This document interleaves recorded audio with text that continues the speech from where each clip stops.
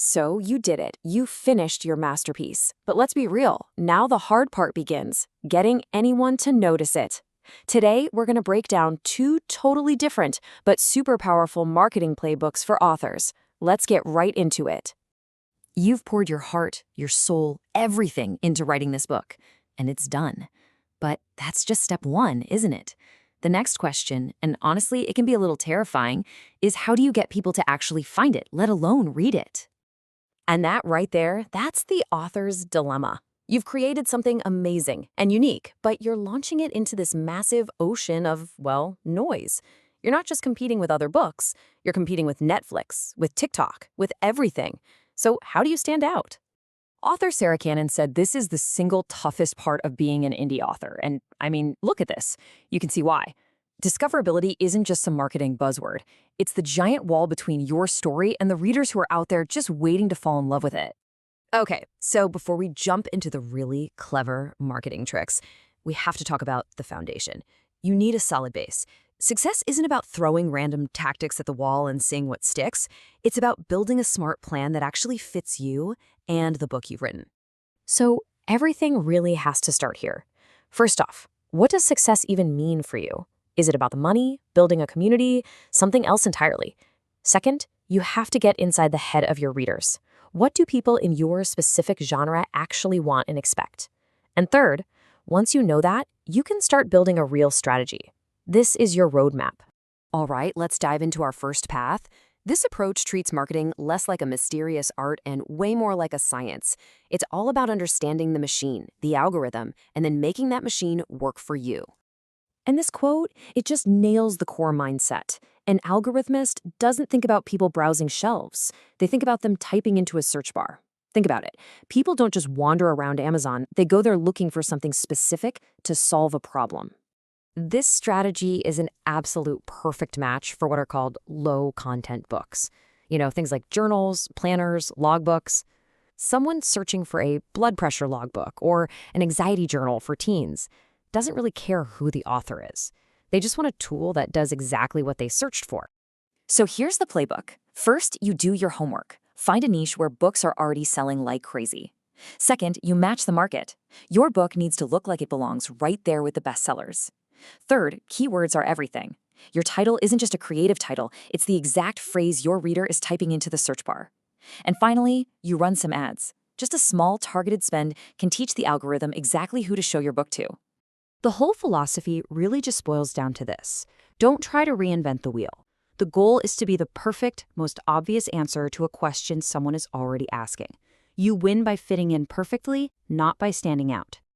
And now for something completely different.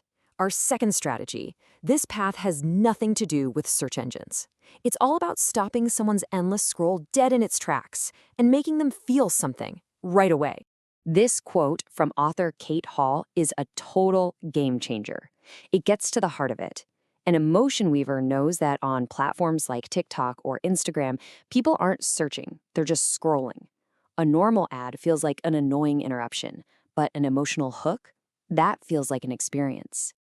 According to Kate Hall, who makes 6 figures with her books, the secret isn't selling your plot or the steamy scenes.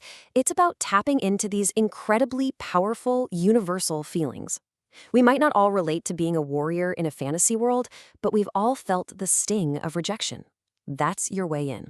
So here are the tactics, and they're super specific. You grab a scene that hits one of those core emotions. You use the actual dialogue from the book, no summaries, to make it feel real and immediate. The whole point is to create an emotional gut punch that leaves the reader desperately needing to know what happens next, which is why you never give them the ending in the post. And here's the wild part. You don't need tons of content. Find about 10 of these killer scenes and just repost them over and over. And here's another amazing little trick for TikTok, straight from Kate Hall. The magic number of slides for a viral slideshow? It's between 25 and 35. Now, how do you get that many slides from one scene? Easy. You break the dialogue down into tiny, tiny pieces, like less than 15 words a slide. This makes people spend more time watching, which tells the algorithm, hey, this is really good stuff. So you can see how different this is.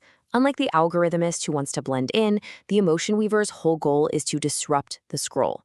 You're creating this memorable emotional spike that makes someone stop, feel, and wonder. You don't win by being relevant. You win by being unforgettable. Okay, so we've got these two incredibly powerful and kind of opposite philosophies. The algorithmist, who's all about data and search, and the emotion weaver, all about feeling and connection. So, how in the world do you decide which path is right for your book?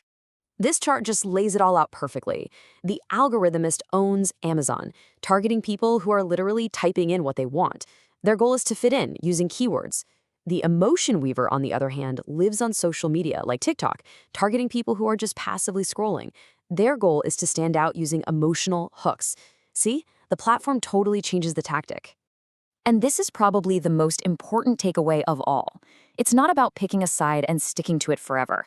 An author could totally use the algorithmist's method to get their Amazon page just right, while using the emotion weaver's tricks to drive a ton of traffic from social media. They're just different tools in your marketing toolbox. So as you start building your own plan, just ask yourself this: where is my reader right now? Are they on Amazon, actively searching for a solution?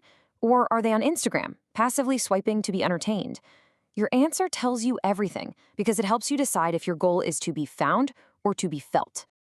Ultimately, both of these paths lead to the same exact place: connecting your story with a reader. The real question is which language you're going to speak: the cold, hard logic of the algorithm or the incredible power of human emotion. Are you going to master the machine or master the heart?